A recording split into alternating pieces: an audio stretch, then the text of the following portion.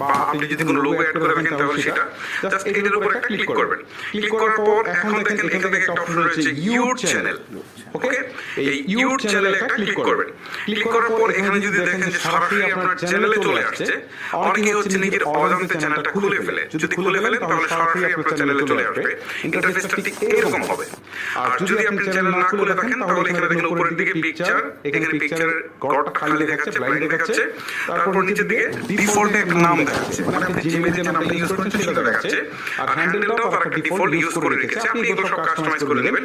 তো এই ক্ষেত্রে হচ্ছে আপনি নেমের জায়গাটাতে ক্লিক করবেন। ক্লিক করার পর আপনি আপনার চ্যানেলের যে নামটা দিতে যাচ্ছেন সেই নামটা আপনি এখানে দিয়ে দিবেন। ঠিক আছে, আমি জাস্ট এখানে একটা নাম দিয়ে দিচ্ছি আর কি, যে এফ তারপর হচ্ছে আর, এ ফর ফুড। ঠিক আছে, জাস্ট আপনাদের বোঝানোর জন্য একটা নাম দিয়ে দিচ্ছি আর কি, আর তেমন কিছু না, জাস্ট হচ্ছে সেভ দিয়ে দিচ্ছি। ওকে, এখন কিন্তু দেখেন নামটা